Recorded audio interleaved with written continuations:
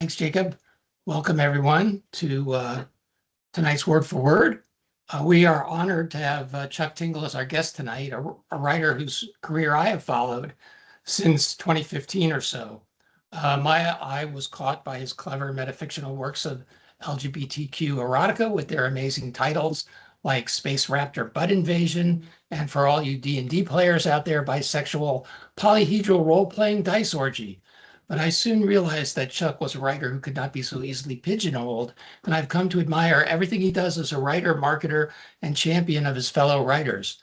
Flash forward 10 years, and Chuck is a USA Today bestselling author, as well as a two-time Hugo Award finalist, Bram Stoker Award nominee, Goodreads Award nominee, Golden Poppy Award finalist, Locus Award winner, Dragon Award winner, Audie Award winner, and the recipient of the 2025 Loud Hands Award for Autistic Storytellers. He is a mysterious force of energy behind sunglasses and a pink mask. He is also an anonymous author of romance, horror, and fantasy. I would throw science fiction in there too, who was born in Home of Truth, Utah, and now lives in Los Angeles, California. Chuck self-publishes erotica and romance and releases horror novels through Tor Nightfire. His work has been featured in, and I'm not going to read them all here because there's so many, but Publishers Weekly, the New York Times, Slate, the New York Observer, Lit Reactor, Vice, the New Yorker, the Los Angeles Times, the Washington Post, Salon, Newsweek, The Guardian, the Mary Sue, NPR, Vulture, Comedy Central, and Cosmopolitan. Chuck writes to prove love is real because love is the most important tool we have when resisting the endless cosmic void. Not everything people say about Chuck is true, but the important parts are. Chuck, welcome. Oh my gosh, what an introduction. Thank you.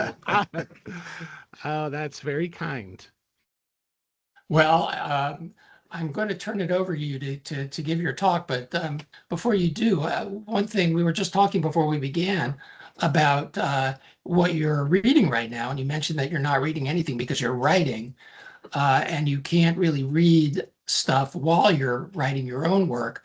I was wondering, does that extend to movies? Can you watch movies while you're writing?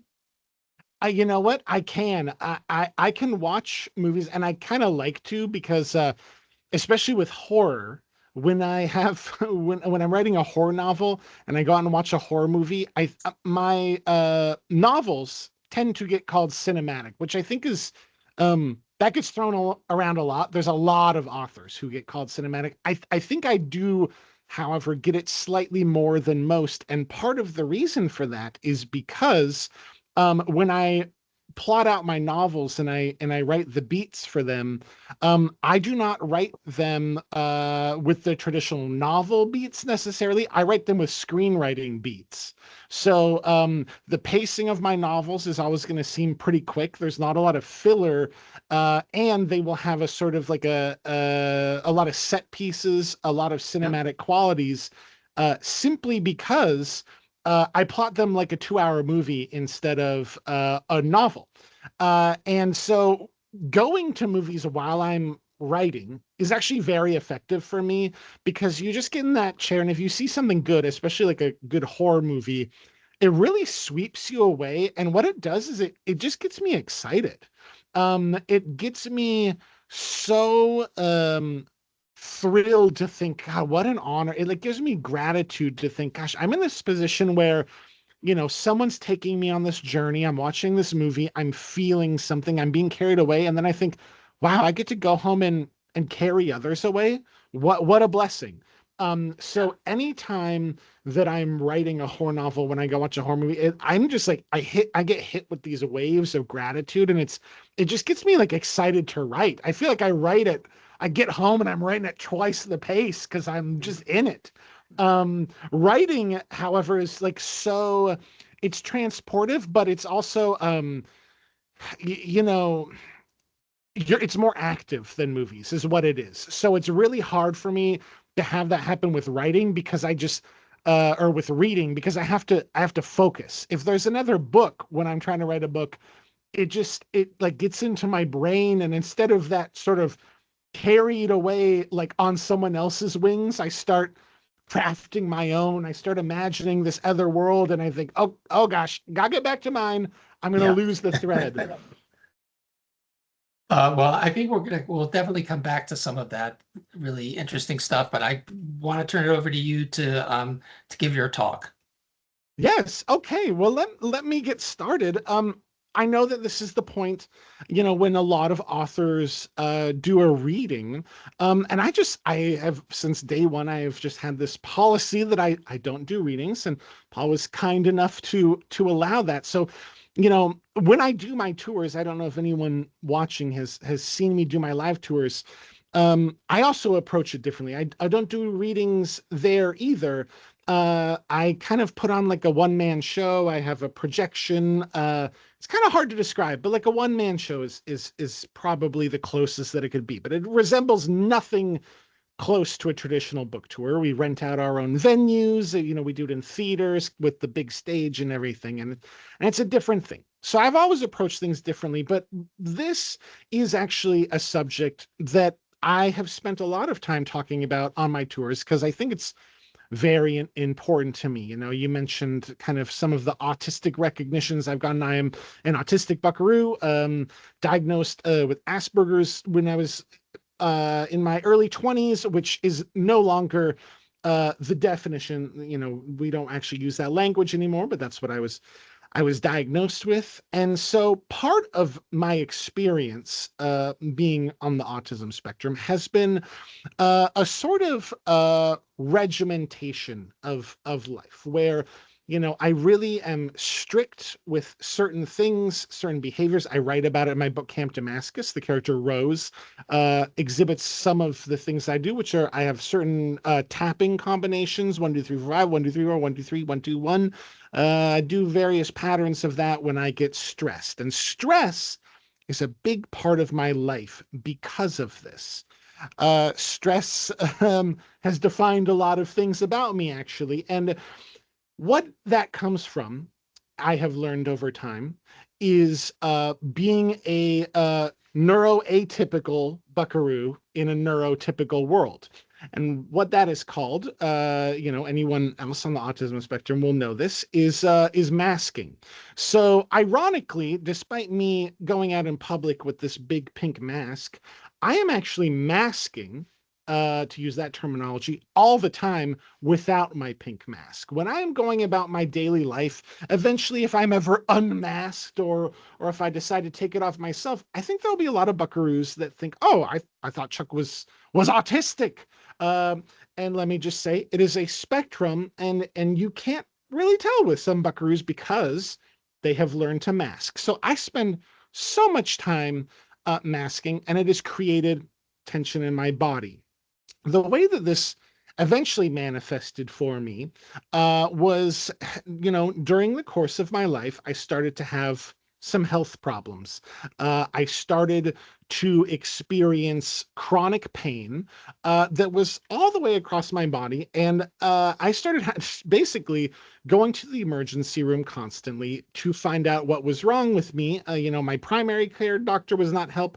The emergency room kind of came in when this pain would grow and grow and grow, and eventually, after going so many times, while the doctor said, Chuck, we can't find a dang thing wrong with you, I went multiple times and basically uh figured I would have to kind of live on painkillers the rest of my life, or not to get too dark, stop living entirely. I thought this is just not any existence someone can have, because if anyone here has chronic pain, they know it is all consuming. It taints everything. Even the good events in your life when you have chronic pain are kind of brought down a little bit because you just end up thinking, gosh, I wish I could be here without this pain. You go to a wedding and you think, oh, I'm gonna forget about the pain because I'm celebrating this family member's wedding or something. This is a big day. The pain's gonna go away. And what happens is you just sit there and you have your pain simmering in the background, and it just kind of haunts you, I think. And so I had resigned to living a haunted life. And essentially what happened was I started to express myself as Chuck Tingle. This is not my legal name, although I think it could be debatable whether or not it's my real name. You have to define real. I think of this expression as the real me, actually. So I would say that in many ways, Chuck Tingle is my real name, but it is not my legal name.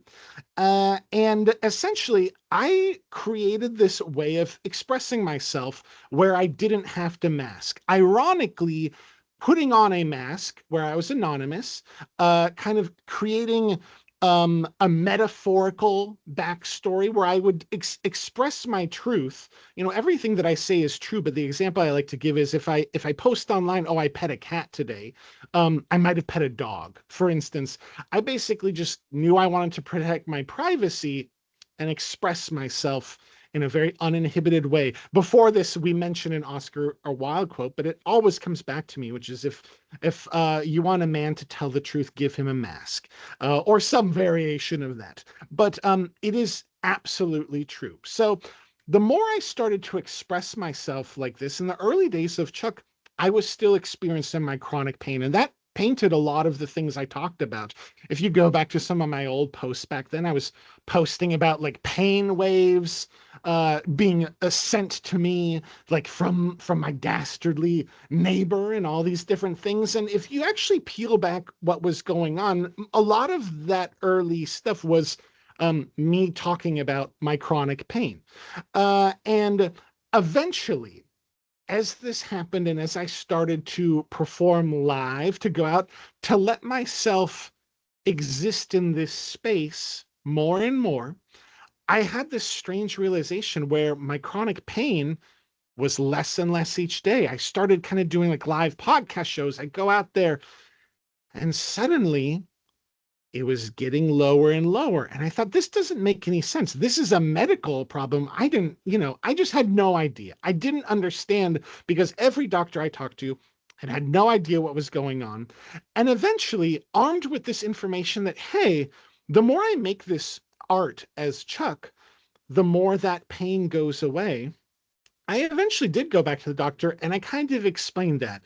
And they said, well, let's get you seeing a physical therapist because what you're actually describing is a manifestation of stress, which is so ironic, actually, when you think about the books that I write about physical manifestations of things. And so, my entire body, it turns out, was being clenched tight by masking all the time, by neurotypically masking. All of my muscles, when I went to my physical therapist, they were like, we have never seen anything like this. You're essentially frozen, clamped shut. Every muscle that you have is like the off position is frozen shut. And it hurts you because when you relax it, it has become not your natural state. You're like this ball of anxiety. And then what happened was I realized, okay, the more that I strip away these metaphorical layers of what is Chuck and allow myself, stay anonymous, do whatever I want, but allow myself to be the most myself that I can possibly be, the more that pain goes away. And over time, it went away little by little to now, as I sit before you, I do not have this chronic pain anymore. It was with me for years, and I have learned to manage it through releasing through art. And I also want to say to everyone watching this,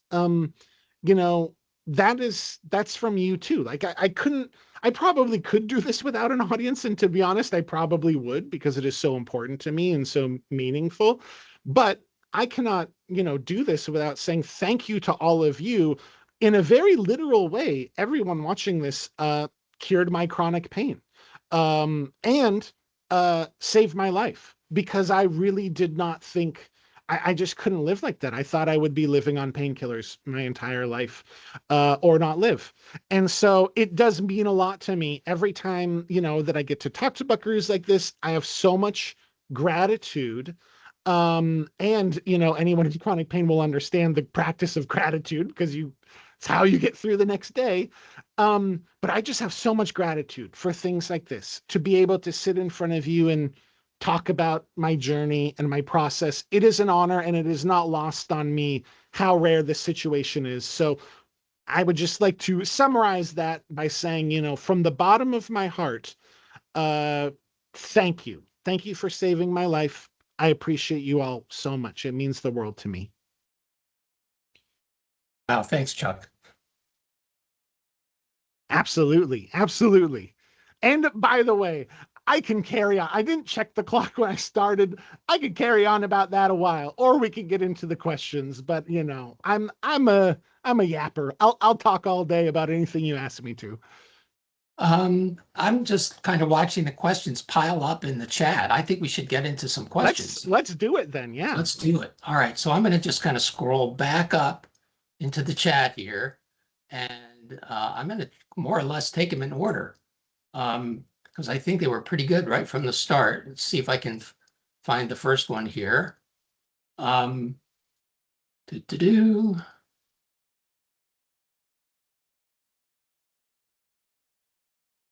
Okay. Sorry. Here we go. You write neurodivergent characters in literary horror. AI detectors are now flagging the exact prose patterns, recursion, density, structural repetition that mark how some of us actually think.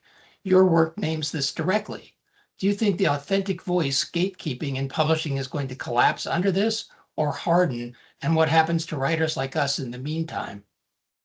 Oh, what a great question. Yeah, Diving into the deep end. I love it. that's right. I mean, so my, experience with AI is an interesting one because, my approach to art has always been pretty unique, as you can all probably see, just looking at me. But I have always tackled art from a perspective that I got a lot of pushback from in the early days.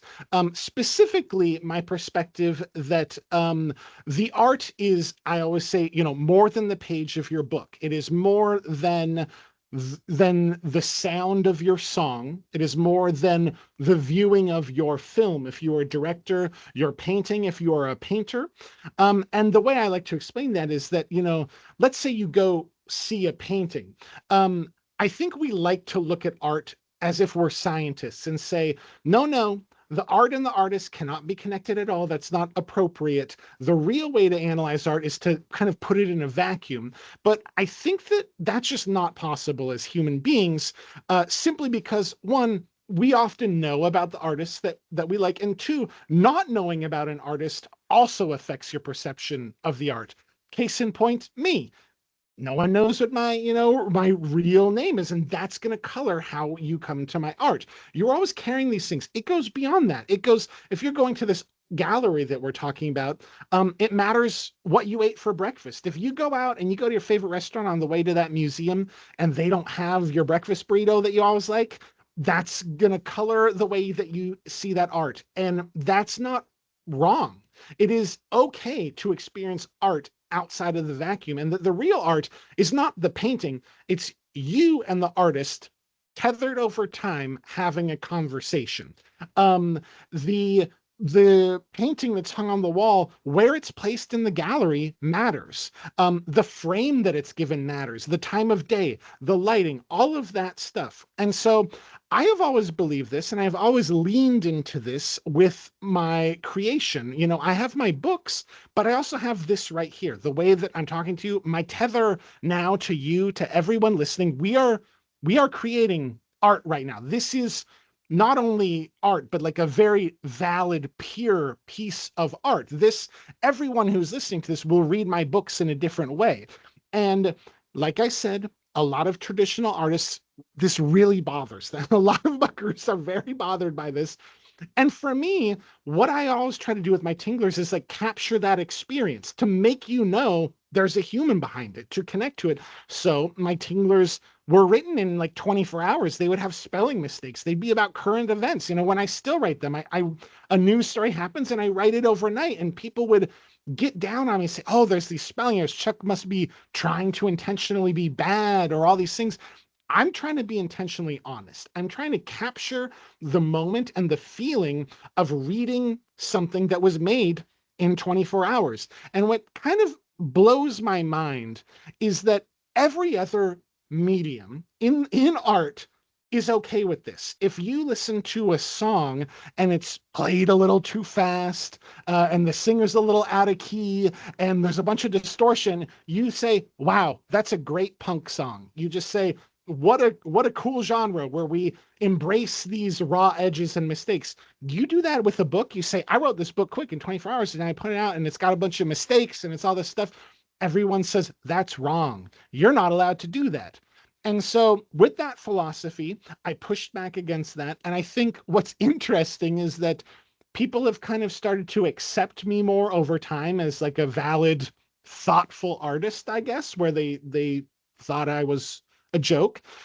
And ironically, now that it's been like a decade of this with AI coming out, I think that's going to be my salvation and the salvation of a lot of artists who are worried about this is like, um, humans will always connect to art that has another person behind it. They're not connecting to the song, they're connecting to the world behind the song. They're connecting to you. It is both. It's like it's all of these different things.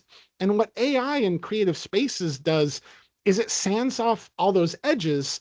And no one likes that. Like that's just not what human beings have ever enjoyed. Human beings are always interested in what's outside the painting and what's beyond the page of the book and what's outside of the film on the screen.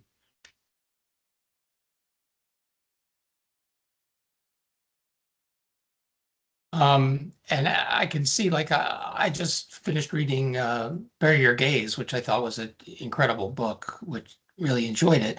But I mean, you can see uh, some of the dangers that you just expressed about AI evident in that book. And I guess that's an example too of you're taking current events and moving them into that book. I kind of want to stick with that book for 1 second, and then I'll turn it over to you, Jacob, so that I don't monopolize all the questions. But one of the things that really struck me about that book that I was so impressed with, it's like the book was marketed as a horror novel, but it could have just as well been marketed as a science fiction novel.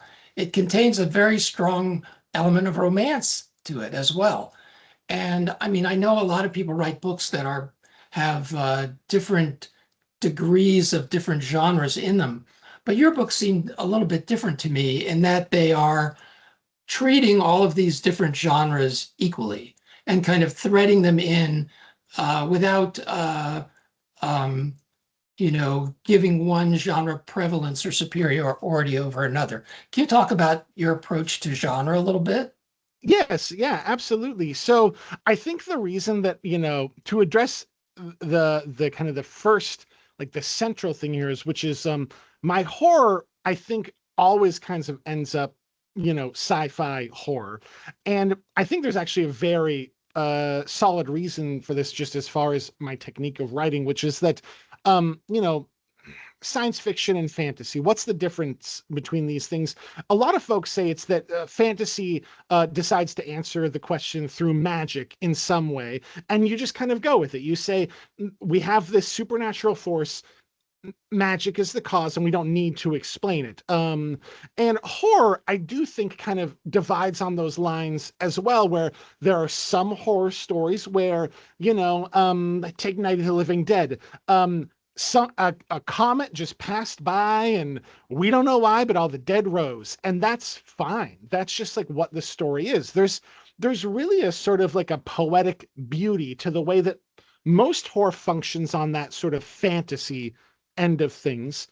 But there's other horror that doesn't seem to be satisfied with just, and it just kind of happened for whatever reason. Not that there's a right or wrong in this, but it's just that's kind of the other half of things. And fundamentally, because of the way my brain works, maybe it's that like autistic sort of needing to like get down and understand like why all of these different things are true and then either going with them or rejecting them. The way I approach it is I always think I need to know why this is happening. And so I'm not going to write the book. I don't think I will ever write a horror novel where there's just some sort of a supernatural entity that is just popping out to scare folks, like popping out for the scares. it's a big pet peeve of mine to watch a movie and I'm like, oh, the house is haunted, and they see a scary thing every 10 minutes, and then at the end it's the scariest thing, and then it's over. Because I always think to myself, is that what are do ghosts just hang out and like pop out at people? Like what is their day like? I feel like there's this fundamental curiosity where I have to have some reason for those scares. Why is the thing popping out? In Bury Your Gaze, there's a reason for it. In Camp Damascus, there's a reason for it. In my new book, Fabulous Bodies, there's a reason for it. And so fundamentally, because I need that in my own storytelling, and that's kind of what excites me, I think they always come down on sci-fi horror, because when you start explaining these outrageous, strange occurrences, inevitably, if you're not going to say magic, you're going to have to say, I don't know, technology or like a mystery. So I like to think of them really as like horror sci-fi, or like fundamentally they have an element of mystery too. So a lot of them are horror mystery. Yeah. Okay, Jacob, I'll pass you the baton.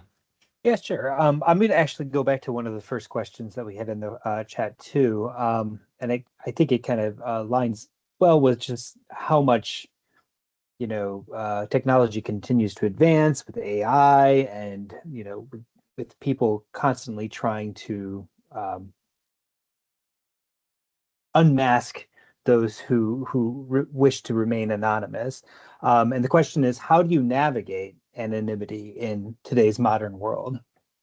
That's a great question. What's funny is like I was so strict about it from day one, and because of that, and maybe again because my autism keeps me really, I get really like obsessed about certain things, and that was one of them.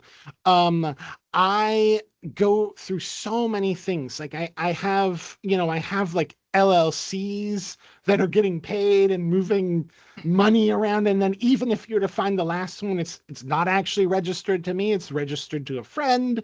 I have someone who used to kind of do all my technology stuff, so like all of my old, like let's say like X or whatever, because I don't really use it anymore, and that was the first one I was on when it was Twitter. Like if that was to get hacked, you would just like all of the two-factor authentication stuff is all to like other people on this kind of team that I've slowly developed. Like I have a publicist now, I have a manager, I have all these things, so it's all on them. So I think the way I've navigated is to take care of all the tech part of it, which is to, I always use like a VPN and stuff like that. And then on top of that, there's the human element. So even if you were to get to all of those things, you would just unveil like a friend of mine, one of my buds, which would be unfortunate for them. I don't want Buckaroo showing up at their house, but I think the key there is to have like a organic firewall, I suppose. And I think what is interesting too is that a lot of folks are like really respectful of it. Even the folks that kind of like don't like me for political reasons or things like that, they're still pretty respectful. I think because I'm a queer artist, there's a sort of like an outing element of it. It's like outing someone that is just culturally like, I think a lot of folks realize you don't do. And then the other interesting thing about it, and also why I had to be so strict about it at the beginning, is because outside of this, outside of Chuck, I am somewhat known. I have reached, let's say, the level of, I'm on Macmillan now, a traditional publisher. I've reached that level as a young buckaroo in a different creative field. And so, there's my legal name. I like to say, because people always try to say like, oh, how well known is Chuck? I think a good way that leaves it very broad is to say my legal name has a Wikipedia page as well.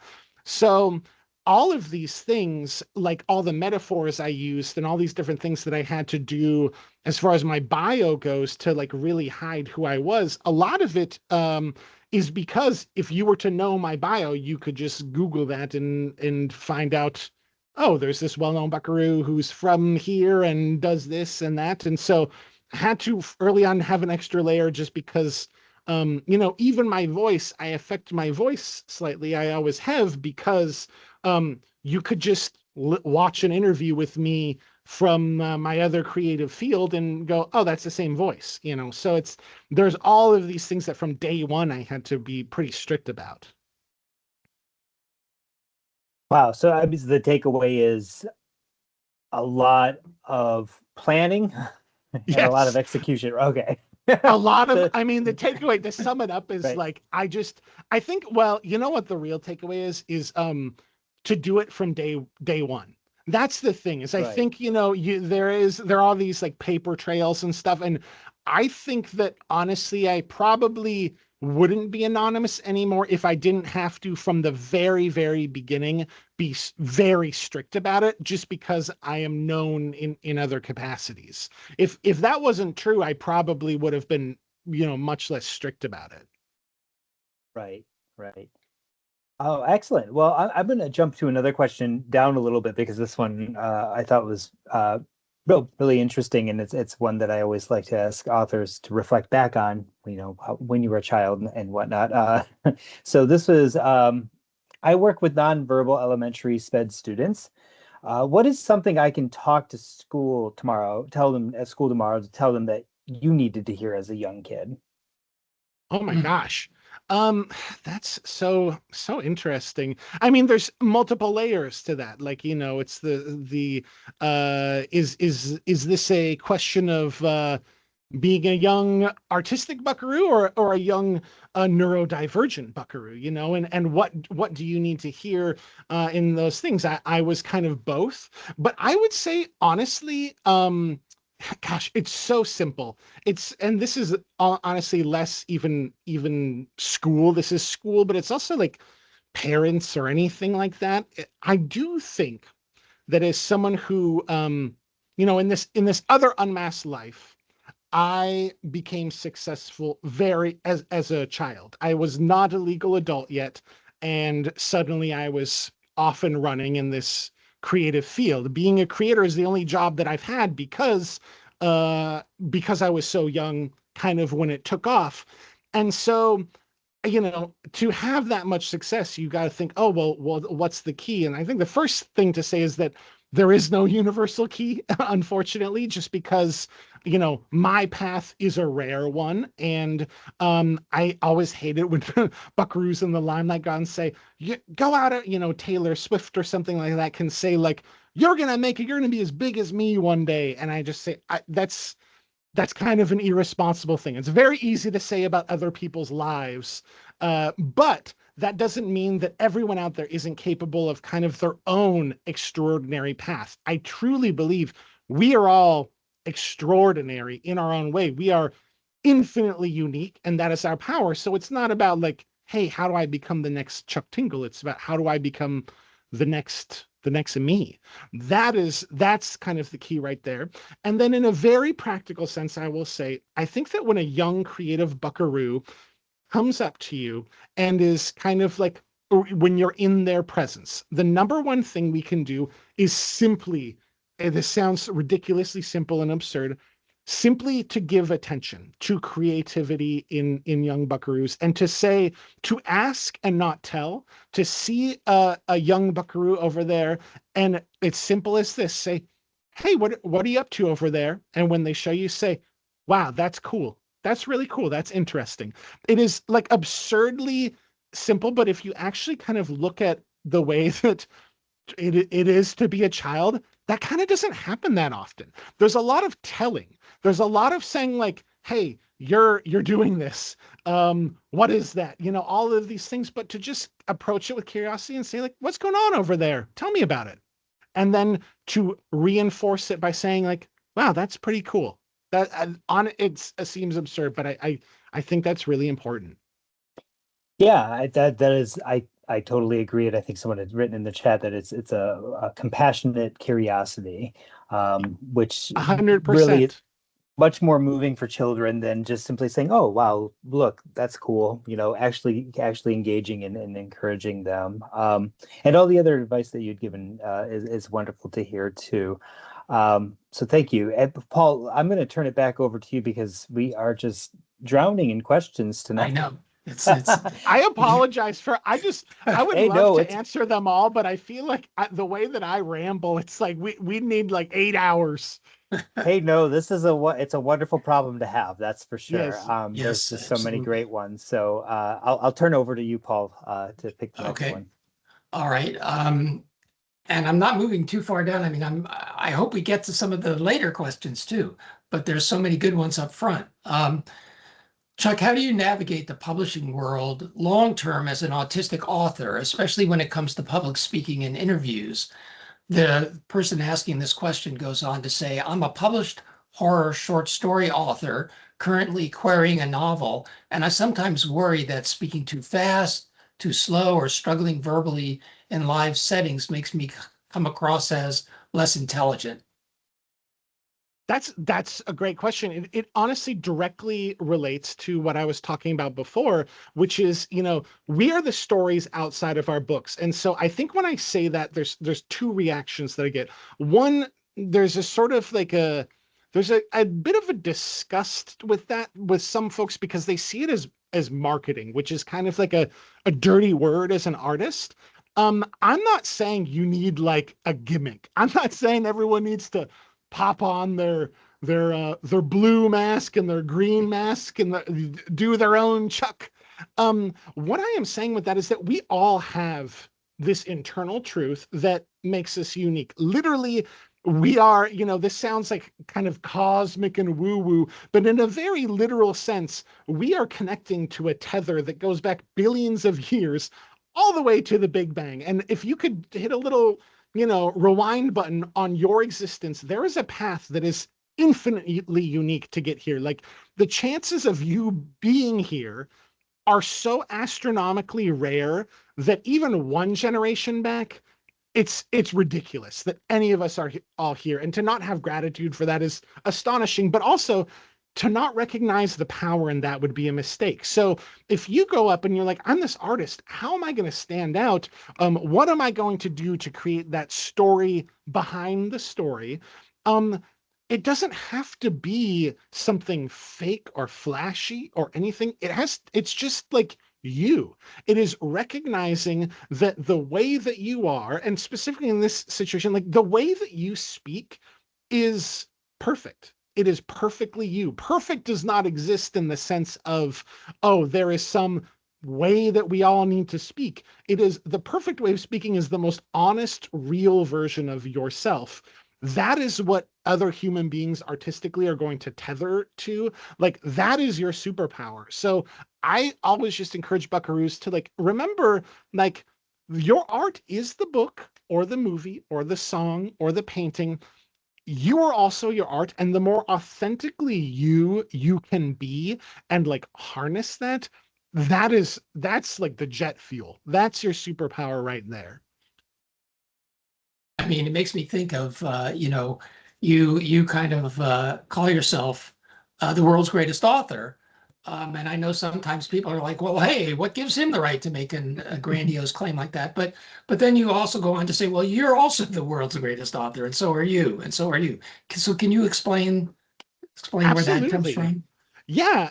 So I do think like, artistically, there are, and it depends on the medium. Like there are some art forms, let's take like rock and roll, right? Where a lot of that is everyone does think they're the best, that's kind of thing. The lead singer goes out and they're the king of the world. So there are some art forms that encourage that kind of self-reverence. But overall, like I think the vast majority of struggling artists and just even successful artists is this doubt in yourself, this doubt that are somehow like incapable of creation.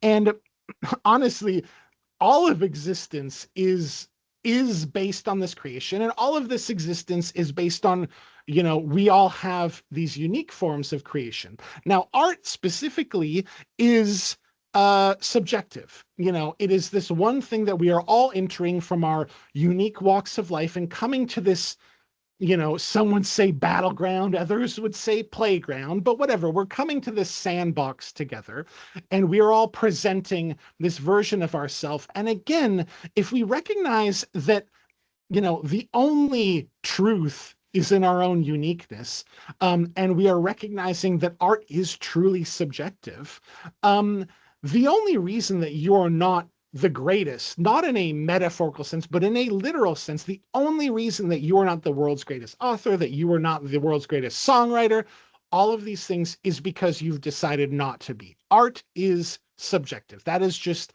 a fact. And so because of that, you can place yourself anywhere that you want. You can place yourself at the bottom, you can place yourself at the top. Now, a lot of people start to have a problem with this because in our culture, in our heads, we imagine like the Olympic platforms, right? The gold, the silver, the bronze, and we weight them by height. We say there's only a spot for one on the platform. But again, art is subjective. All of this is imaginary. The platform in our head is imaginary. And so there's no reason why you can't, in your head, expand that platform. Being the world's greatest at anything doesn't mean that anyone else is not also the world's greatest. I think it really helps when people say, Chuck, I still don't understand what you mean. Like, I would say, just take a minute and imagine those platforms and realize like those platforms aren't real. That platform is a projection of the way that you think about the world. And in your mind, you can control it. So just bring them all up to the same level in your mind. Now widen it, make more room, make room for 10 people, make room for everyone on there. So when I say I'm the world's greatest author, that's not a joke. I 100% believe that I am. I think I am the best in the world. And I also think you are the best in the world. I think that everyone, from the most derided to dang Shakespeare is the best in the world. We are all the world's greatest author. And the only thing keeping us from that is our decision not to be. So I just would like to encourage everyone, like if you're an artist, just decide to be. It is subjective. You can do that. Amen. I mean, we talk a lot about the, so-called imposter syndrome in our classes. Yes. And that's the thing. It's like, think of how common that is for this thing that universally throughout time, we've all pretty much agreed, you know what, this is subjective. It's art. There's different things that we can all like. There's different things that we cannot like. There's different things that may be more popular than others. But ultimately, this is your choice. You're the artist. We are all creators and we are all choosing where we want to place ourselves. So let's put us all at the top all together. Yep. Amen. Paul, do you mind if I jump in real quick? I don't mind at all. Just piggyback off that. So I think the message that I got from that was, just do it, right? Go out there, do what you want to do, and find your audience, find whatever path you may want to find to be who you want to be and be the best author that there can be. And I think there's a lot of comments in the chat, as well as one that actually Paul had written, and I'm going to actually pull this one and maybe kind of thread a couple of other questions from the chat into it, because I think it's kind of relevant to the message of just getting out there and doing it. So as an autistic writer who also has an ADHD diagnosis, how do you keep yourself focused and productive? How do you navigate your writing life with those emotions and Yes. and be able to organize yourself mentally so that you do that and that you do have that feeling of confidence in creating an art rather than being withholding. A lot of our students share similar diagnoses, and it can be incredibly frustrating to feel these conditions getting in the way of their writing dreams and ambitions. So how do you navigate that, and how do you get past those moments of just like despair, or those moments of hesitation even? Yes, my answer for this is probably not entirely the one that Buckers want to hear, but it is the honest one, which is just I got very lucky with the way that my brain works. Essentially, it is not not any fault of my own, but my particular brand of autism is one of hyper focus. Now, autism is a spectrum. There's all these other things, and specifically my hyper focus on writing.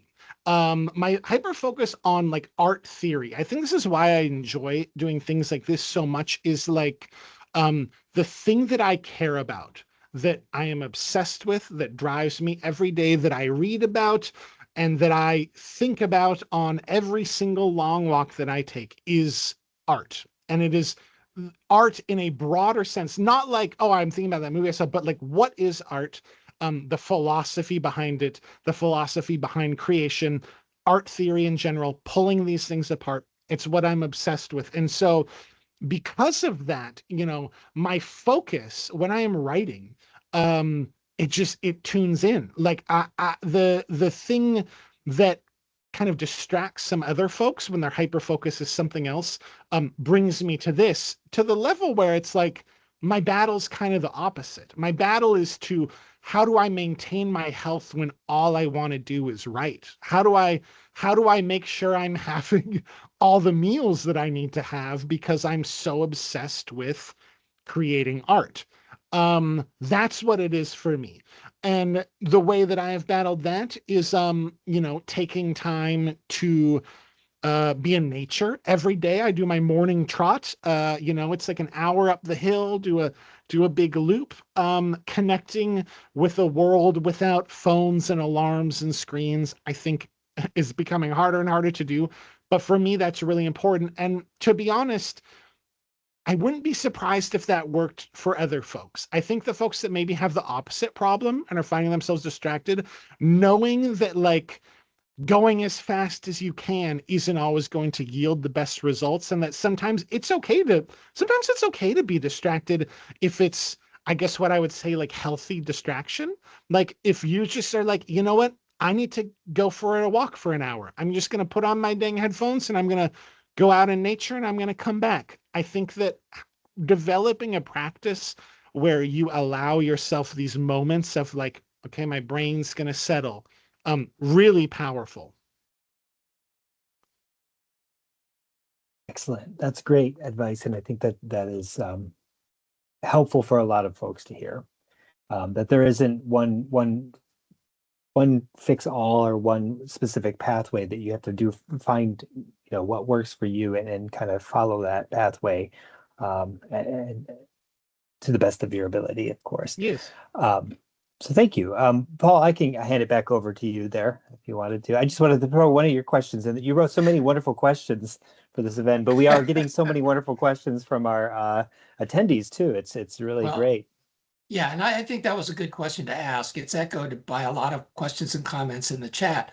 A lot of, really, I just want to stress what Jacob said. A lot of the writers in our program are struggling with these kinds of diagnoses, and are still at the point in their lives where they're trying to figure out like what works for them to manage it, and to be able to achieve their dreams as writers within that context of what they're dealing with mentally with their particular neurodivergence. So I think it's very valuable to hear your perspective, Chuck. Thank you. Yes. And if I could jump in too, I think a lot of folks, it is a hindrance to many, and it's an advantage in some ways. Like it is, I think it's important that we continue to, while autism has not been a disability to me, I think it is important to define it that way for folks who it is this hindrance. And also just like on a legal, practical sense, there's certain money allocations and stuff that folks who need it can get because it is defined that way, even though it has helped someone like myself. But I think that the folks that are really struggling with it as artists, it's also important to keep in mind that like a lot of the artists that you admire, a lot of artists that you have, been inspired by are on the spectrum. It's just that generationally, that diagnosis was not as common. Right. And so, like so many of my heroes, when I look at them, I think, the autism diagnosis was not understood. It was not understood at that time. Like, it was just a different kind of culture and different thing. But I look at them and I think, gosh, there's so much that I relate to, and I really would not be surprised if most of them were on the spectrum as well. So, you are not alone as an autistic artist. I think there's a lot more than you would think. Yeah, I mean, a lot of time, like I was just reading a new biography of Auden just came out, written by Peter Ackroyd, and I was reading a review of it today, and I just couldn't help think, and Auden is somebody that I admired as a poet and a writer and a person without knowing too much about him. But as I read this review, which kind of got into, you know, bits and pieces of his life, I did have that thought. I was like, well, this guy was on the spectrum. There's just Yeah, no question about it. it is. Yeah, gosh, I wish I could remember this because I saw this earlier and it's so silly of me to quote something that I just saw online, but it was a very good example and it applies to this, so I will anyway. But, a lot of folks think about like, oh, why are there sure a lot more autism diagnosis happening now? Like, what's wrong? What's going on? Right. And the comparison they made was, we identified a lot more stars once we invented telescopes too. Like, Yeah. it just that we are understanding these things a lot more. So there's more people getting these diagnoses, and the heroes of our past, I think probably there's plenty of them that would have fit right in there. Yep. Another thing about Auden, now that I think about it, is that he was gay in a time period where that was much less accepted than it is today, and maybe even today, that acceptance is on the ebb, unfortunately. But I Yes. guess I want to kind of ask you, that's an element of your writing and yourself that you're also very upfront about, and how have you managed to incorporate that into your writing, I guess, in an honest and authentic way? That I mean, did you? I guess what I'm trying to ask is how do you bring that authenticity into your work and yet navigate the traditional publishing, system?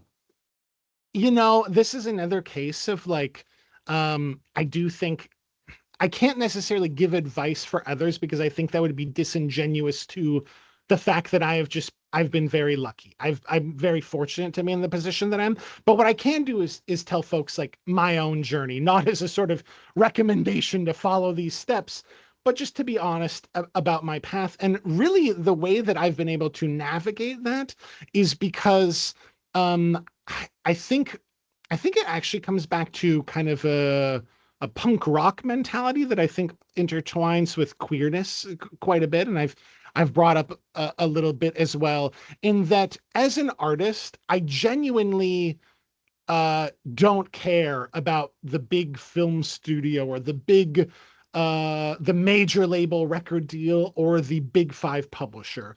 If they want to work with me, that's fine. But I am I answer to the art. I answer to what I want to create, and I would do it anyway, even if it didn't have any success. I think a lot of folks say that, but maybe don't feel it. But what happens when you genuinely feel that is that you end up, if what you're making resonates with people, you end up creating your own community, like I did kind of through self-publishing, where you genuinely do not need the higher power, the big company. And then when they come calling, and this is getting into kind of like practical business stuff, but when they come calling, you can say no. You can just flat out be like, you know what? I don't like that offer. I don't like that deal. And because I've always been comfortable just saying no to kind of the big timers, um, without getting too much in my unmasked self, I did it I can do it in publishing, and I did it as a young buckaroo. I got a very big offer and I said no. And then a week later, they came back and said, okay, we'll give you everything that you want. And this was a very young buckaroo. I just kind of had that sort of mentality of saying, I'm just going to make the art. And so what that does is it puts you in a position that is kind of unique, where there's a lot of people that get like a big five book deal and their whole mentality is like, how am I going to maintain this? How am I going to like make them really like me and make sure not to drop me? But if I come to it as kind of like an equal partner, not like I just won a lotto ticket, but like, hey, you guys want in on my lotto ticket because I'm the big winner and you're pretty big yourself, so let's join as equal partners. I approach it like that, and it puts me in a position where I can kind of just like write whatever I want. Um, all of my books, I know there are other authors that kind of will get their title, their covers changed, or their titles, or different things like that. And because of that, I just don't have to do that. I don't have to listen to any sort of like things when people say, oh, hey, you better do this, because they have spent a lot of money to get a Chuck Tingle book, not a kind of sand down other book. My heroes in that regard, someone like John Waters, someone like Paul Rubens, these are these like kind of queer icons that did come from like a punk rock place, and so they do what they want. And I think if you establish that from the beginning, you can kind of stick with it. Yeah, those are great examples, actually, because those are examples of people who did not sand away their own edges in order to make themselves more palatable to the world. Instead, they continued on being who they were and becoming who they were as authentically as possible, and the world came to them. Yes, absolutely. Jacob, do you want to field one more question maybe out of the chat? Yeah, I think well, overall, I think we're coming to the end here, and you are, of course, a prolific writer. You're out there all over the place and stuff. So I think a lot of people are probably curious, what's next for you?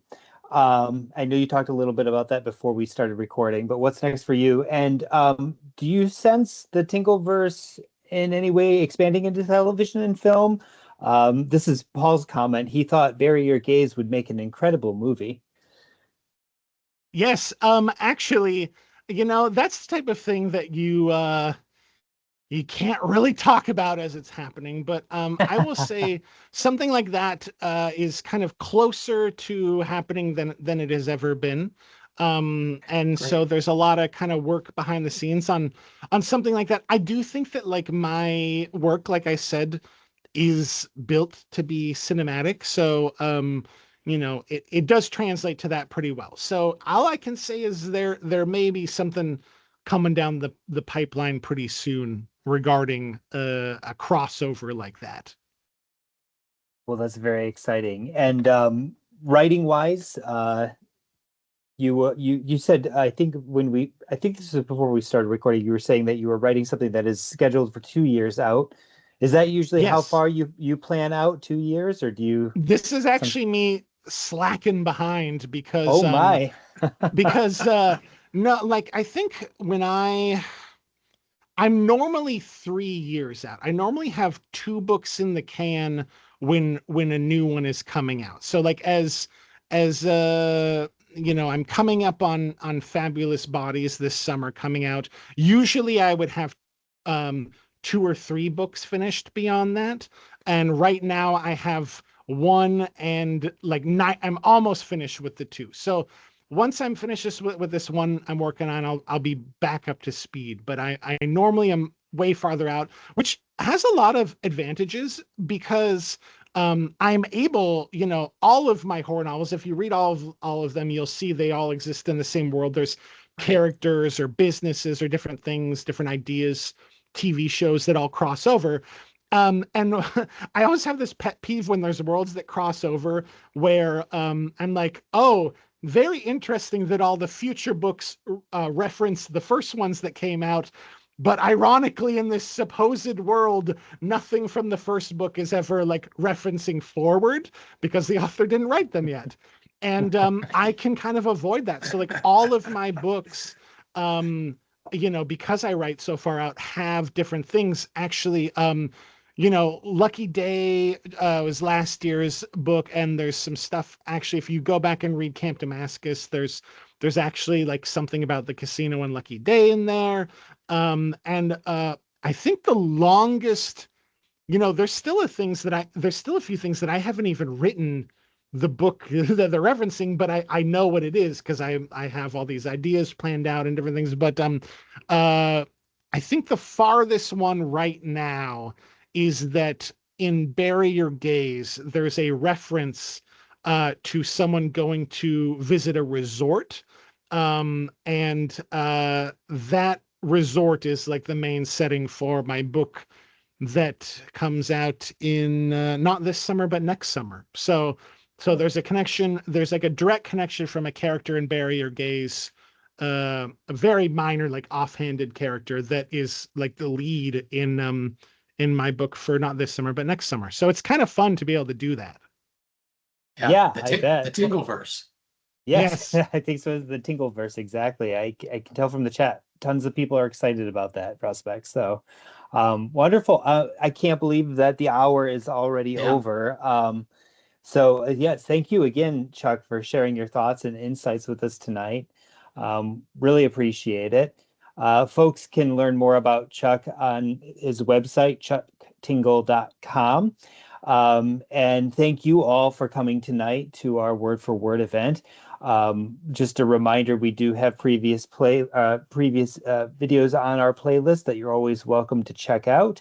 And to our audience tonight, 5 lucky attendees will receive a copy of Bury Your Gaze. So keep an eye out on your emails. Word for Word is going to be back one more time for the academic year. That's going to be next month with our final event. That is the SNU Graduate Spotlight, where we'll highlight a few of our writers who have done tremendous work at their time here at SNU.